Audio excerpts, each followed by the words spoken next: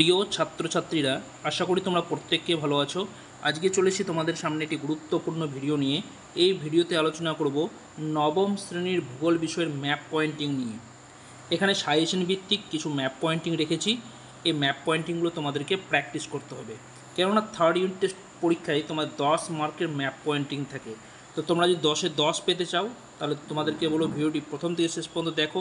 এখানে যে ম্যাপ পয়েন্টিংগুলো রাখা হয়েছে তোমরা বারবার প্র্যাকটিস করো, তাহলে দেখবে এখান থেকে 10-এর মধ্যে 10 তোমরা কমন পাবে। তো দেখো কী আছে লেখা, পশ্চিমবঙ্গের রেখা মানচিত্রে উপযুক্ত প্রতীক ও নাম সহ নিম্নলিখিতগুলির অবস্থান দেখাও। তো দেওয়া আছে 1, 10-এ 10, অর্থাৎ প্রতিটা ম্যাপ পয়েন্টে নম্বর থাকবে 1 করে। পরীক্ষায় থাকবে 10টা, তোমাদেরকে 10টা ম্যাপ পয়েন্ট করে দেখাতে হবে, 10 একে 10। তো এই থার্ড ইউনিট টেস্ট পরীক্ষায় 10 মার্কের ম্যাপ পয়েন্টিং থাকে। এই 10 মার্কের মধ্যে যদি 10-এ 10 পেতে চাও, তাহলে দেখো এইগুলো তোমরা ভালো করে প্র্যাকটিস করে নেবে।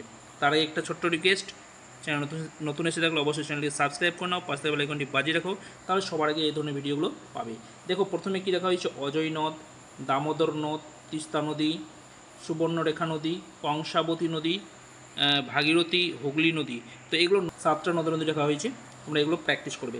তারপর দেখো কী আছে, ফালুট, সান্দাকফু, ম্যানগ্রোভ বনভূমি, রাঢ় সমভূমি অঞ্চল, নেক্সট হচ্ছে তরাই অঞ্চল।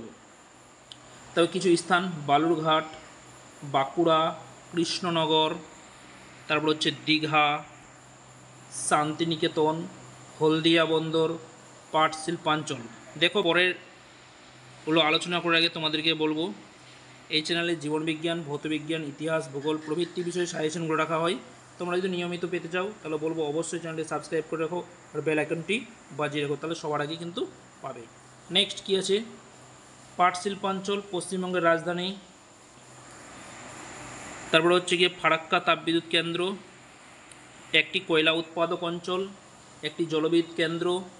তোমরা যে কোনো একটা জলবিদ্যুৎ কেন্দ্রের নাম অঙ্কন দেখাতে পারো ম্যাপ পয়েন্টে, তার নামটা কিন্তু পাশে উল্লেখ করে দিতে হবে, ওকে। তারপরে দেখো একটি লৌহ ইস্পাত শিল্পকেন্দ্র, পশ্চিমবঙ্গের তৈল পরিশোধনাগার, অযোধ্যা পাহাড়, নিউমোর দ্বীপ, অধিক ধান উৎপাদক অঞ্চল, অধিক চা উৎপাদক অঞ্চল, মহানন্দা করিডোর। তো এই ছিল আজকের ভিডিওর সাজেশন ভিত্তিক ম্যাপ পয়েন্টিং। তোমাদেরকে বলো প্রতিটা ম্যাপ পয়েন্টিং গুরুত্ব সহকারে ভালো করে প্র্যাকটিস করবে। তো যাই হোক, ভিডিওটা বেশি বড় করবো না, এখানে শেষ করছি। ভালো হলে অবশ্যই লাইক করো, বন্ধুদের শেয়ার করো, আর চ্যানেল নতুন থাকলে অবশ্যই চ্যানেলটিকে সাবস্ক্রাইব করে পাশে থাকো। দেখা হচ্ছে পরের ভিডিওতে। ধন্যবাদ।